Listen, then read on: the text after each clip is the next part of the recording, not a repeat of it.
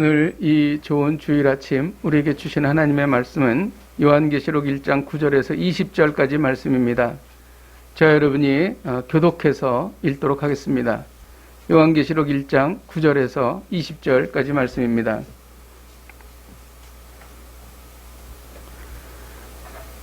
나 요한은 너희 형제요 예수의 환난과 나라와 참음에 동참하는 자라.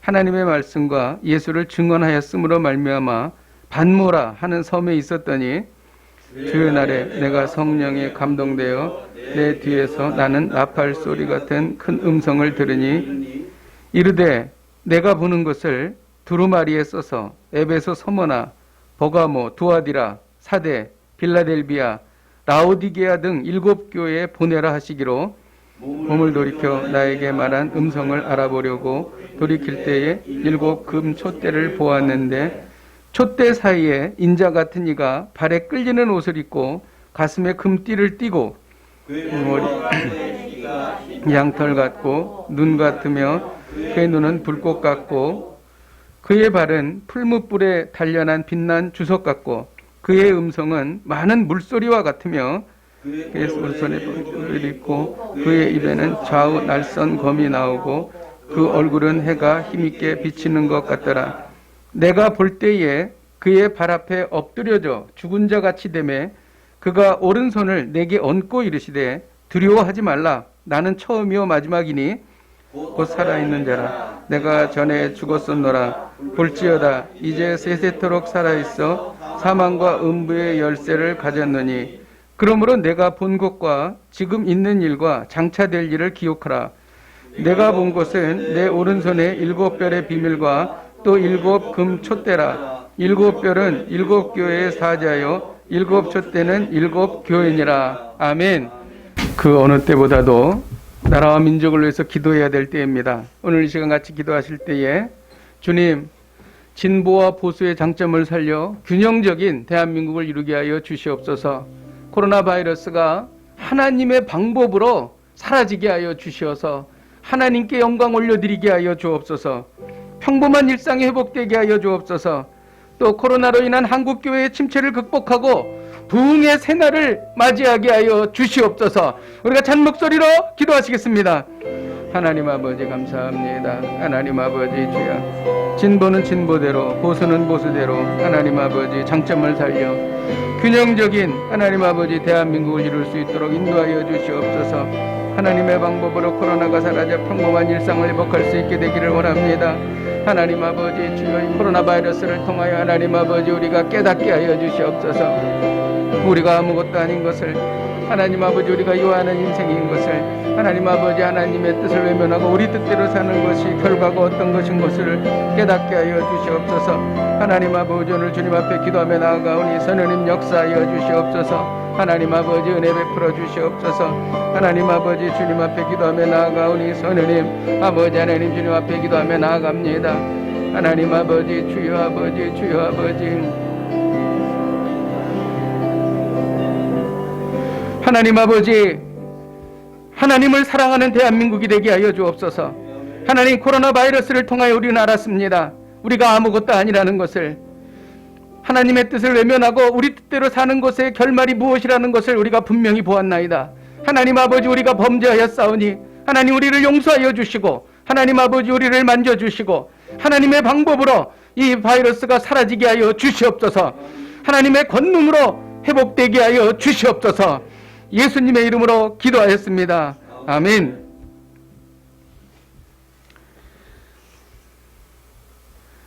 오늘은 그 요한계시록 마지막 설교입니다.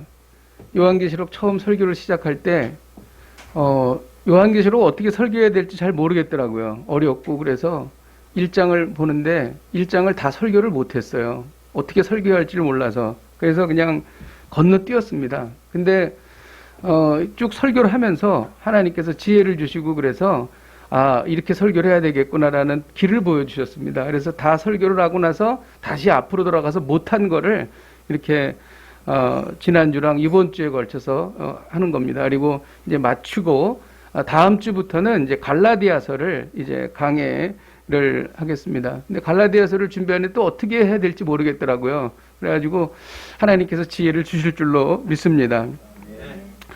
요한계시록 1장 19절에 요한계시록의 전체 구조를 다 말하고 있습니다. 한 절 안에 다 들어가 있어요. 그것은 뭐냐면 내가 본 것, 그리고 지금 있을 일, 그 다음에 장차 될 일, 이렇게 19절에 말하고 있는데 이것이 바로 앞으로 있을 요한계시록의 전개를 말하고 있습니다. 내가 본 것이라고 하는 것은 예수 그리스도, 사도 요한이 본 예수 그리스도의 모습이죠. 그 다음에 지금 있을 일이라고 하는 것은 2장 3장에 기록되어 있는 7개 교회에 대한 이야기입니다. 그 다음에 장차 될 일은 4장부터 21장까지의 종말과 심판의 때 어떤 일이 벌어진다라고 하는 것을 그대로 보여주고 있는 것이죠. 그래서 오늘 본문의 말씀은 그 중에서 내가 본 것에 해당합니다. 그래서 예수 그리스도의 모습, 그리고 앞으로 이것을 예언하라라고 하는 예수 그리스도의 명령이 오늘 말씀에 기록되어 있는 것입니다. 사도 요한은 환난에 참여한 자다 이렇게 말하면서 이야기를 시작합니다. 우리 9절을 같이 한번 읽도록 하겠습니다. 시작. 나 요한은 너희 형제여 예수의 환난과 나라와 참음에 동참하는 자라. 하나님의 말씀과 예수를 증언하였으므로 말미암아 반모라 하는 섬에 있었더니. 환난은 하나님의 말씀을 지키기 위해서 겪는 고난입니다. 나라는 하나님의 나라죠. 그 다음에 참음은 하나님의 말씀을 지키기 위해서 인내하는 겁니다. 하나님의 나라는 아름답고 영광스럽죠. 환난과 고난과 환난과 인내와 별로 이렇게 어울려 보이지 않습니다. 그런데 이 단어를 보게 되면 나라를 환난과 인내가 싸고 있어요. 순서가 그렇습니다. 나라가 중간에 있어요. 그 이유는 뭐냐면 하나님의 나라는 환난과 인내를 겪고 얻을 수 있는 것이다 라는 것을 여기서 말하고 있는 것입니다. 그리고 이 환난과 인내가 없이는 하나님의 나라에 들어갈 수가 없다는 것을 사도 요한이 이 단어의 배치를 통해서 보여주고 있는 것입니다. 사도 요한은 지금 반모섬에 있습니다. 반모섬은 지금도 있죠. 펜모스 섬이죠. 초대교회로부터 내려오는 전설에 의하면 사도 요한은 에베소에서 복음을 전하다가 당시 황제인 도미티아누스의 핍박에 의해서 로마 관리에 의해서 펄펄 끓는 가마솥에 던져졌어요. 근데 기적이 일어났습니다. 죽지 않았던 거죠. 그래서 죽지 않고 그 에베소 지역에서 한 90km 정도 떨어져 있는 반모섬으로 유배가 된 겁니다. 반모섬은 당시에 종교범들, 정치범들 이런 사람들이 유배당하던 지역이었는데 주로 광산이었고 거기서 일하다가 많은 사람들이 죽고 정말 그 미래를 보장할 수 없는, 앞날을 예측할 수 없는 그런 아주 험악한 지역이었습니다. 돌이 많고 험하고 그리고 파도가 세고 바람이 많이 부는 그런 곳입니다. 그런데 이 자연적인 환경은 사도 요한으로 하여금 요한계시록의 묵시를 받기에 아주 정확한 좋은 그런 환경을 가지고 있었다는 것이죠. 요한계시록에 나오는 상징을 이 환경 속에서 정말 그 뼈저리게 느낄 수 있었던 아주 좋은 환경이 되었다는 것입니다. 도미티아누스의 그 계략은 그런 거죠. 너희들이 말하는 그 사도 요한이 이 반모섬에서 쓸쓸히 죽어가는 것을 너희들이 봐라. 너희들이 믿는 신은 없어 라고 하는 것을 보여주기 위해서 반모섬에서 죽게 한 거거든요. 그런데 이 반모섬에서 사도 요한은 요한계시록을 받는 겁니다. 그리고 그 요한계시록은 당시에 어렵고 힘들게 지내던 7교회 그리고 모든 교회에게 전해져서 폭발적인 부흥을 일으킨다는 것이죠. 그러니까 도미티아누스는 결국 사도 요한을 결국 죽이려고 했지만 결국 그것은 그 반모섬에서 결국 큰 하나님의 역사를 이루어서 초대교회 부흥을 가져왔다는 것이죠. 이것이 바로 하나님의 역사입니다. 하나님께서는 우리에게 반전을 이루시죠. 이 코로나를 통하여 한국교회가 어렵지만 하나님께서 하나님의 방법으로 반전을 이루실 것입니다. 분명히 하나님의 역사가 일어날 것입니다. 하나님은 그런 분이시기 때문에 그래요. 사도 요한이 계시를 받은 날이 주의 날이었습니다. 주의 날은 예수님이 부활하신 다음 날 안식일, 그러니까 주일, 일요일을 말하는 것이죠. 왜 주의 날에 이런 그 계시를 받았는가? 그것은요, 지금 이 세상을 통치하는 주권이 누구에게 있는가라는 것을 보여주는 거예요. 예수 그리스도에게 주권이 있다라는 것을 말하는 것이고, 앞으로 도래할 날이 과연 누구의 날인가라는 것을 보여주는 거예요. 그것은 예수 그리스도의 날이라는 거예요. 그래서 요한계시록이 주의 날, 주일날 계시가 주어졌다는 것입니다. 그리고 주의 날은 거룩한 날이죠. 그래서 우리가 하나님의 우리의 갈망 그거 아닙니까? 하나님의 음성을 듣는 거예요. 하나님의 임재를 경험하는 겁니다. 그런데 우리가 거룩해야, 우리가 순결해야 하나님의 음성을 들을 수 있다는 거예요. 그래서 이 주의 날에 계시가 임했다라고 하는 것의 의미를 우리가 잘 생각해 봐야 할 것입니다. 사도 요한은 뒤에서 큰 나팔 소리를 들었습니다. 성경에서 나팔 소리는 하나님의 현현입니다. 하나님께서 임재하실 때에 나팔 소리가 나요. 출애굽기에서도 하나님께서 임재하실 때에 모세가 시내산에서 이 나팔 소리를 들었습니다. 사도 요한이 들은 나팔 소리는 예수 그리스도의 음성이었습니다. 예수님은 사도 요한에게 내가 보는 것을 두루마리에 써서 7교회에 보내라고 말씀하셨습니다. 저는 이 사도 요한계시록을 이렇게 설교하면서 요한계시록만큼 정교하게 조직적으로 짜여진 서신이 있을까라고 할 정도로 대단히 조직적입니다.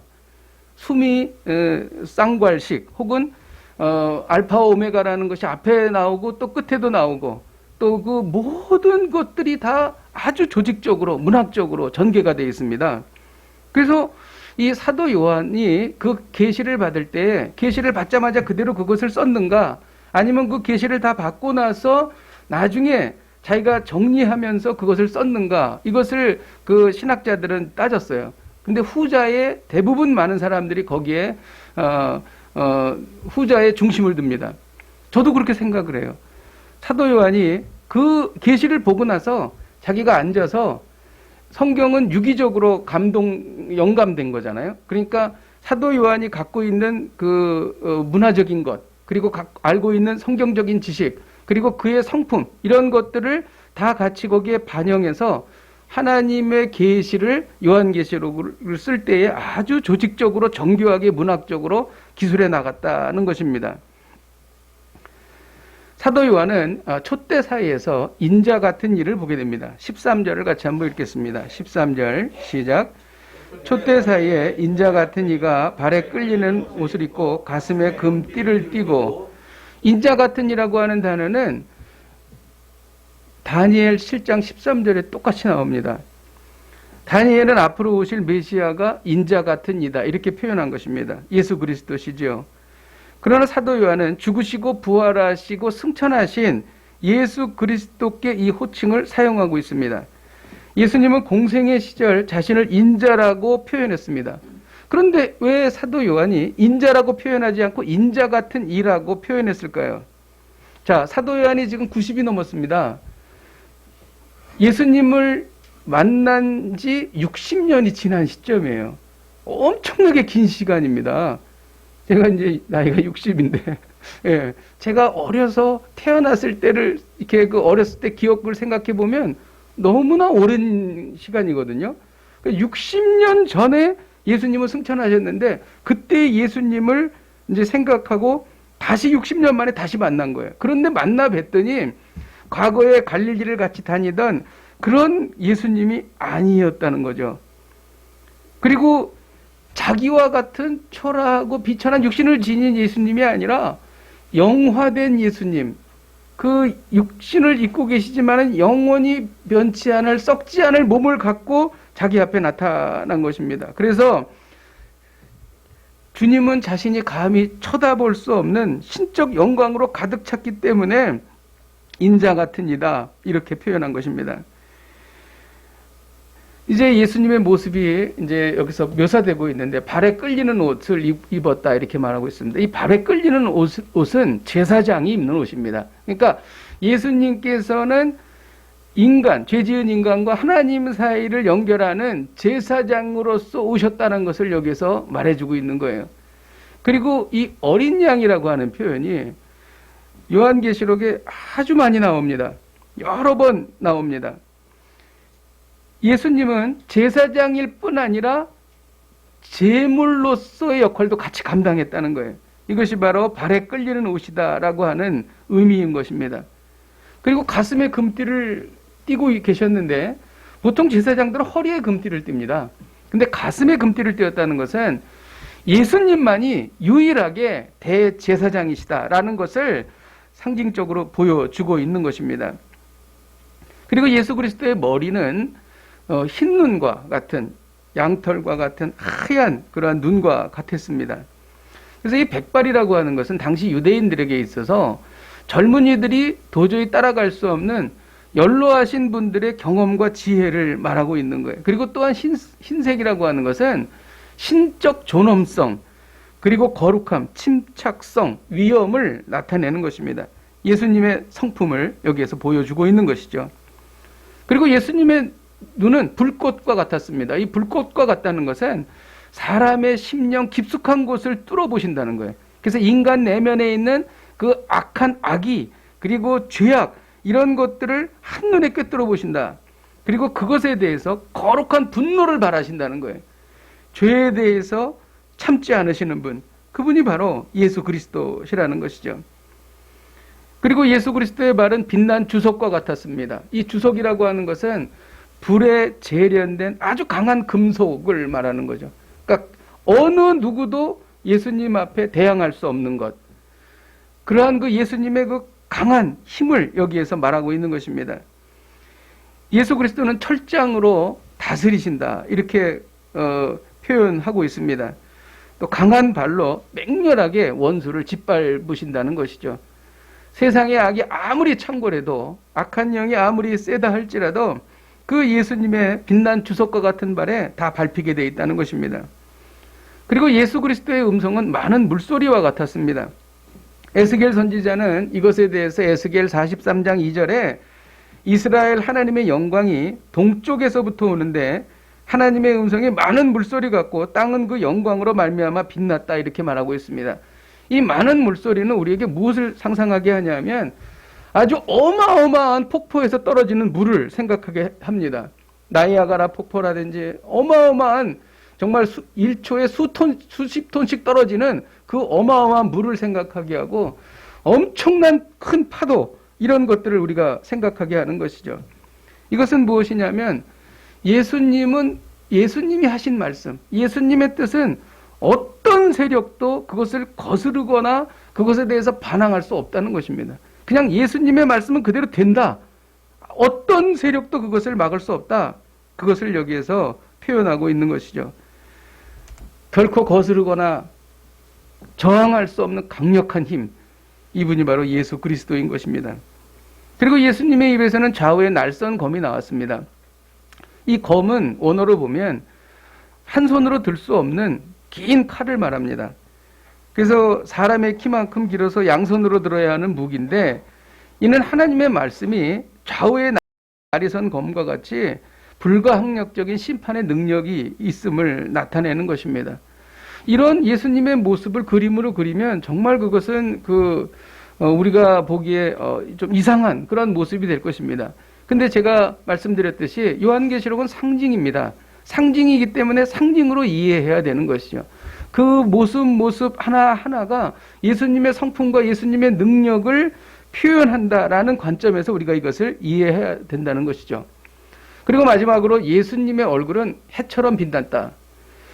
아마 이것을 보면서 사도 요한은 60년 전에 변화산성에서 변화했던 그 예수님의 모습을 분명히 상상했을 것입니다. 해같이 빛났던 주님의 얼굴.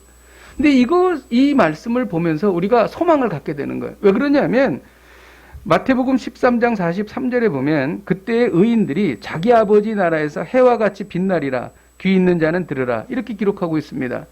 예수님의 얼굴이 해처럼 빛나는 것처럼 우리도 예수님처럼 해처럼 빛나는 그러한 영원히 빛나는 그러한 삶을 살게 될 것이다 라는 것이죠. 그래서 예수님의 모든 모습의 마지막 종착점은 해처럼 빛나는 것입니다. 그리고 우리가 해처럼 빛나는 거예요. 얼마나 소망스럽습니까? 이제 우리가 이 말씀의 핵심으로 좀 들어가기를 원합니다. 예수님은 사도 요한에게 두려워하지 말라고 말씀하셨어요. 17절을 같이 한번 읽도록 하겠습니다. 17절 시작. 내가 볼 때 그의 발 앞에 엎드려져 죽은 자 같이 되매 그가 오른손을 내게 얹고 이르시되 두려워하지 말라. 나는 처음이요 마지막이니. 사도 요한이 주님 앞에 엎드려져 죽은 자 같이 되었습니다. 그 이유가 무엇일까요? 예수님이 방금 말씀드렸듯이 과거에 갈릴리를 같이 다니던 그런 예수님이 아니었다는 거죠. 전능하신 하나님, 천지를 주신 창조주의 모습, 그리고 온 우주를 다스리는 그 운행자의 모습, 통치자의 모습, 그리고 심판자의 모습으로 나타나신 것입니다. 그렇게 되니까 사도 요한이 옛날에 예수님의 품에 기댈 때처럼 주님과 친밀한 제자였음에도 불구하고 그 너무나 영광스럽고 정말 자기가 범접할 수 없는 그 교회의 머리요 전능하신 하나님이신 것을 보면서 그는 결국 넘어진 것입니다. 엎드려서 죽은 자 같이 된 것입니다. 그 이유는 뭐냐면 인간은 하나님을 보면 죽게 되어 있습니다. 그래서 출애굽기 33장 20절에 나를 보고 살 자가 없습니다. 하나님 스스로가 그렇게 말씀하셨어요. 그리고 이사야 6장 5절에 보면 그때 내가 말하되 화로다 나여 망하게 되었도다. 나는 입술이 부정한 사람이요 나는 입술이 부정한 백성 중에 거주하면서 만군의 여호와이신 왕을 배웠음이로다. 하나님을 그가 보았기 때문에 쓰러져 죽게 되었다는 것이죠. 근데 결코 그대로 죽게 하지 않으시죠.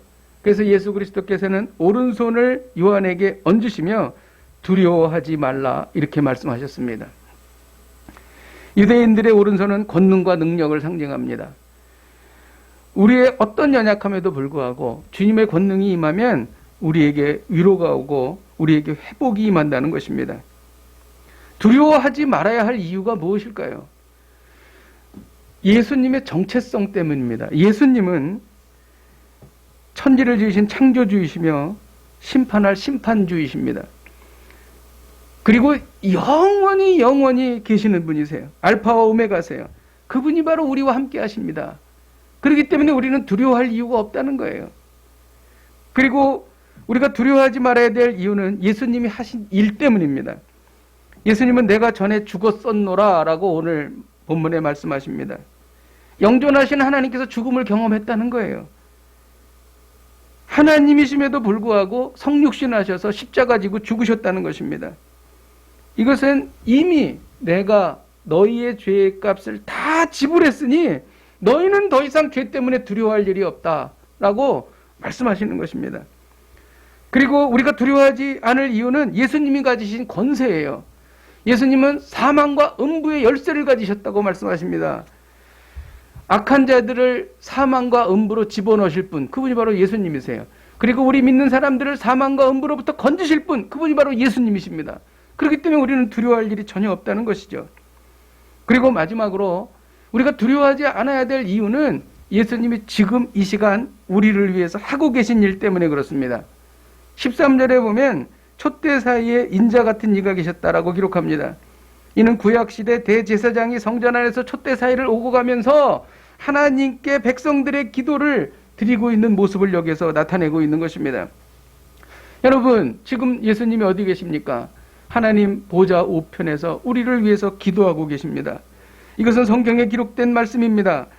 당시 로마 제국의 무서운 박해를 받고 있던 성도들이 이 이야기를 들으면서 큰 위로를 받았을 것입니다. 이 말씀은 종말과 심판의 때를 살아가는 우리에게도 큰 위로가 되는 것입니다. 오늘의 메시지가 무엇입니까? 주께서 함께 계시니 두려워 말라는 것입니다. 여러분, 우리가 두려워할 이유가 없습니다. 우리는 인생을 두려움 속에서 살아가죠. 태어나면서부터 아이가 울어요. 왜 웁니까? 어머니 뱃속에서 있을 때 어머니의 심장 소리를 계속 들었는데 밖에 나오니까 어머니의 심장 소리가 들리질 않는 겁니다. 그래서 두려워서 우는 거예요. 초등학교에 입학하는 아이들은 새로운 날이 시작되는 것에서 두려워합니다. 졸업을 앞둔 대학생들은 앞으로 어떻게 살아야 할 것인가에 대한 미래에 대한 두려움이 있습니다. 결혼을 앞둔 신부는 기쁘기도 하지만 잘 살 수 있을지에 대한 두려움이 있는 거예요. 인생은 두려움입니다. 직장인들은 진급에 대한 두려움, 사업 실패에 대한 또 비즈니스맨들은 사업 실패에 대한 두려움, 또 살아갈 때 사고에 대한 두려움, 또 사회적인 두려움도 있습니다. 전쟁이 일어나지는 않을까, 핵전쟁에 대한 두려움, 질병과 역병에 대한 두려움, 어느 날 갑자기 나도 모르는 사이에 역병에 걸려서 죽지는 않을까. 그런데 우리 예수님께서는 두려워하지 말라고 말씀하시는 것입니다. 여러분, 코로나 바이러스가 우리에게 가르쳐 주는 것이 있어요. 지금까지 하나님 없이 내 뜻대로 산 것이 허망하다라는 것을 우리에게 보여주는 거예요. 그리고 우리는 코로나 바이러스를 두려워할 이유가 없습니다. 왜 그러냐면 코로나 바이러스는 우리를 영원히 죽이지 못해요. 죽일 수 없습니다. 그리고 하나님이 하시는 모든 일은 결과적으로 사랑과 은혜와 기쁨으로 끝난다는 거예요. 그렇기 때문에 우리는 두려워할 이유가 전혀 없다는 것입니다. 코로나 바이러스를 통하여 우리는 교회가 무엇인가를 우리가 이 세상에게 알려줄 아주 좋은 기회인 것입니다. 교회가 하나님의 권능과 능력 안에서 코로나 바이러스가 어떻게 할 수 없는 그러한 생명력이 교회에게 있다는 것을 우리가 알려줄 수 있는 아주 좋은 기회라는 것입니다. 두려움을 떨쳐버릴 수 있는 가장 좋은 방법은 하나님과 교통하는 것입니다. 내가 하나님께 기도할 때에 하나님께서 나에게 응답하셨다는 사실을 알게 되면 두려움이 사라지게 됩니다. 참으로 놀랍습니다. 저도 엊그저께 혼자 교회에서 기도하다가 하나님, 제가 매일 이렇게 똑같은 기도를 거의 하다시피 기도를 하는데 과연 이 기도가 의미가 있으십니까? 하나님, 이것을 듣고 계십니까? 제가 그렇게 기도했습니다. 그런데 그날 정말 이거는 하나님만이 하실 수밖에 없는 일이다. 그리고 이것은 정말 하나님께서 내 기도를 들으셨다라고 부인할 수 없을 증거를 2개나 보여주시더라고요. 할렐루야. 여러분, 제가 뭐가 두렵겠습니까? 저는 그때 그랬어요. 하나님, 제가 제일 행복한 사람입니다. 전능하신 천지를 지으신 하나님께서 제 기도를 들으시고 저와 함께 하시고 저와 교통하시는데 제가 무엇을 바라겠습니까? 저보다 행복한 사람은 없는 것 같습니다, 하나님. 그리고 제가 하나님께 감사와 찬양을 올려드렸습니다. 하나님과 교통할 때, 하나님의 뜻을 알을 때, 하나님의 임재 가운데 들어갈 때 우리는 두려움을 떨쳐버릴 수가 있는 것입니다.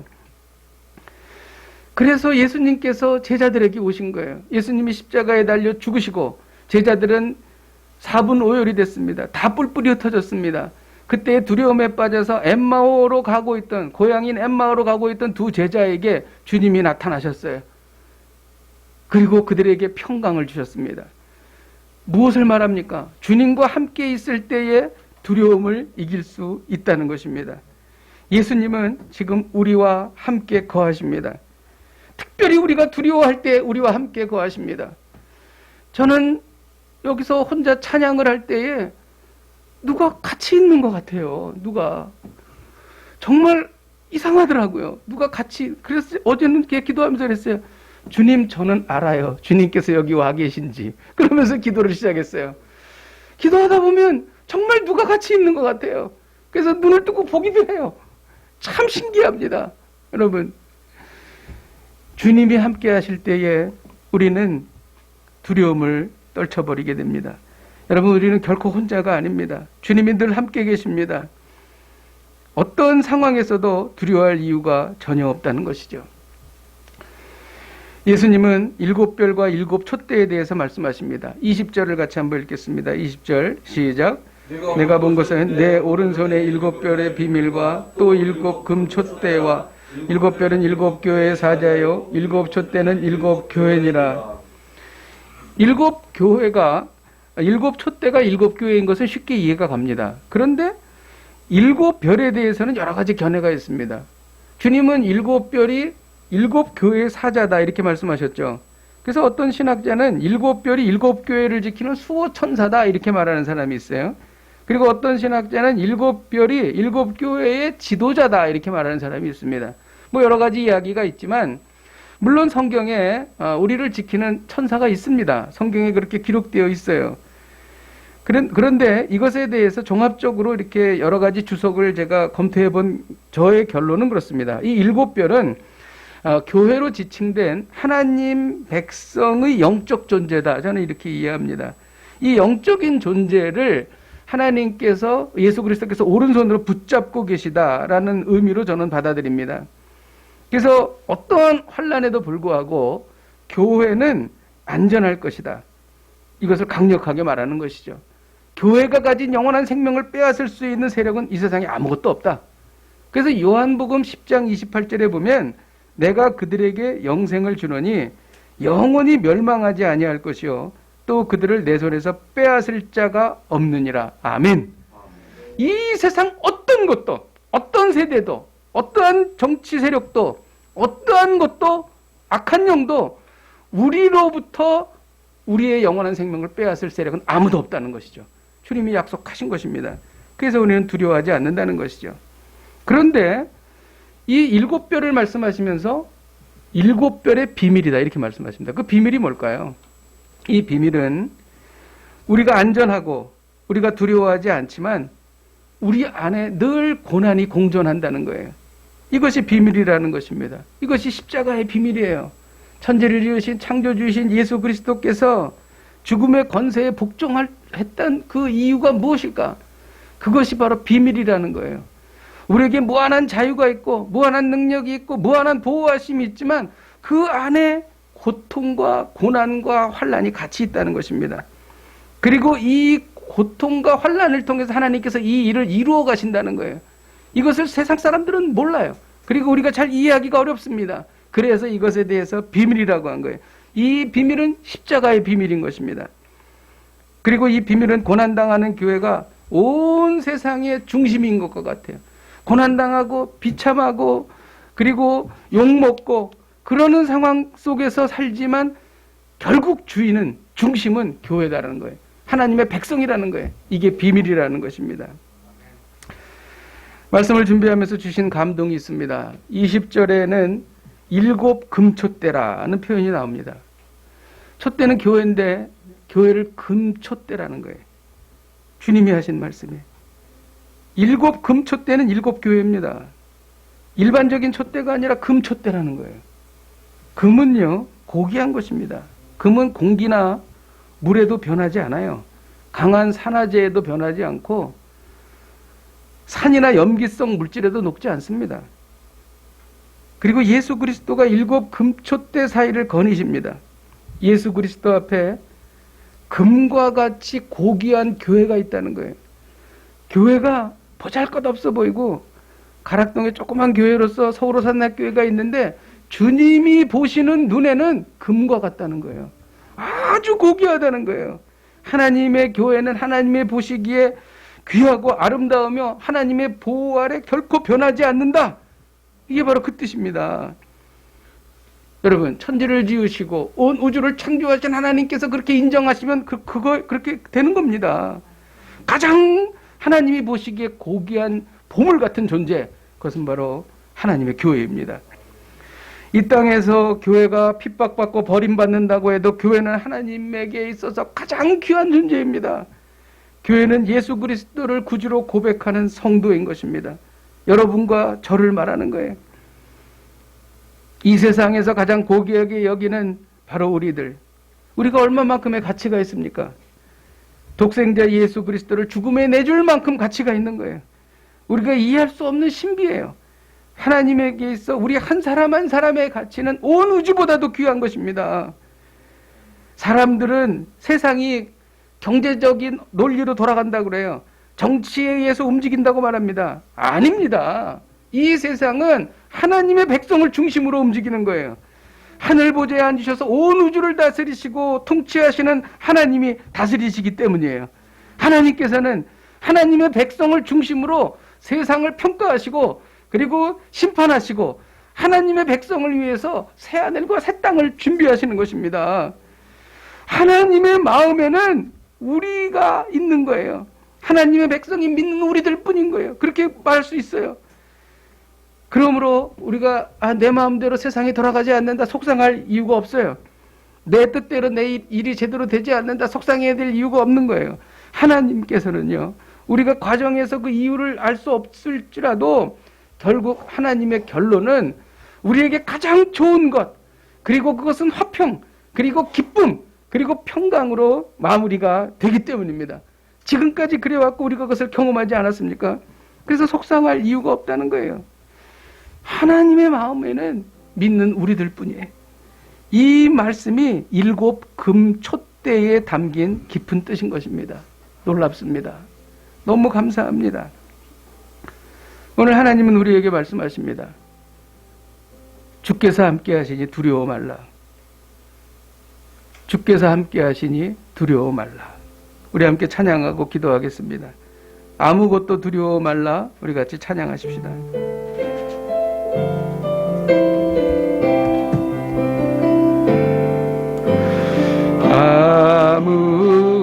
아무것도 두려워 말라.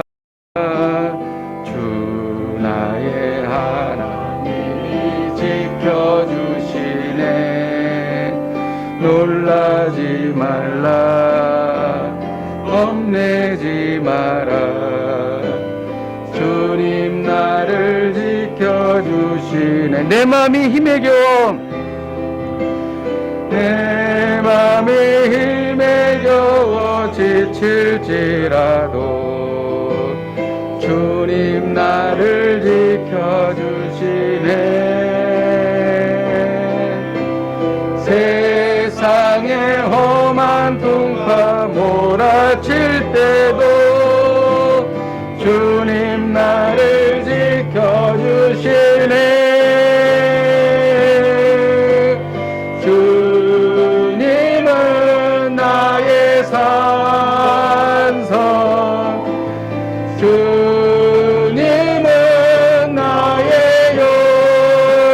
요셉, 주님은 나의 소망, 나의 힘이, 주님은 나의 산성, 주님은 나의 산성, 주님은 나의 요셉, 주님은 나의 소망, 나의 힘이 되신 여호와. 이 시간 우리가 합심으로 기도하십시다. 지금도 금촛대 사이를 거니시며 우리를 지키고 계시는 주님을 신뢰합니다. 주께서 돕고 계시니 두려워하지 않겠습니다. 미래를 두려워하지 않겠습니다. 질병을 두려워하지 않겠습니다. 실패를 두려워하지 않겠습니다. 죽음조차 두려워하지 않게 하여 주시옵소서. 우리 함께 동성으로 기도하시겠습니다. 하나님 아버지, 주님 앞에 기도하며 나아갑니다. 주께서 함께 하시니 우리가 무엇을 두려워하리요. 하나님 아버지, 주여 아버지 하나님, 두려워하지 않겠습니다. 하나님 아버지, 어떠한 상황 속에서도 하나님께서 우리를 지키시고 우리를 붙드십니다. 하나님 아버지 주여, 하나님 아버지 주여, 금촛대 사이를 지니시며 하나님 아버지를 지키고 계시는 주님을 신뢰합니다. 하나님 아버지 주님 앞에 나아갑니다. 성령님 역사하여 주시고 하나님 아버지 인도하여 주셔서 하나님 아버지 주여 아버지, 우리 안에 있는 모든 두려움이 사라지게 하여 주시옵소서. 하나님 아버지 주여 아버지 하나님, 질병을 두려워하지 않겠습니다. 하나님 아버지, 죽음조차 두려워하지 않는 하나님 아버지 그러한 믿음을 가질 수 있도록 하나님 아버지 인도하여 주시고 기름 부어 주시옵소서. 하나님 아버지 주여 간절히 간구하오니 하나님 역사하여 주시옵소서. 하나님 아버지 은혜 베풀어 주시고 인도하여 주옵소서. 우리가 이어서 기도할 때에 하나님께서 우리를 금촛대라고 하시니 감사를 드립니다. 우리가 하나님께서 주시는 자존감으로 충만케 하여 주시옵소서. 어떤 유혹에도 흔들리지 않고 어떤 고난 속에서도 변하지 않는 믿음을 갖게 하여 주옵소서. 하나님의 백성을 중심으로 온 세상을 운행하시는 그 놀라운 하나님의 은혜에 보답하는 인생을 살게 하여 주시옵소서. 우리 함께 동성으로 기도하시겠습니다. 하나님 아버지, 주님 앞에 기도하며 나아갑니다. 하나님 아버지, 우리를 금촛대라고 하시니 감사를 드립니다. 우리가 하나님이 주시는 자존감으로 충만케 하여 주옵소서. 어떤 유혹에도 흔들리지 않고 어떤 고난 속에서도 변하지 않는 믿음을 갖게 하여 주옵소서. 하나님 아버지, 주여 아버지, 하나님의 백성을 중심으로 온 세상을 운행하시는 그 놀라운 하나님의 은혜에 보답하는 인생을 살게 하여 주옵소서.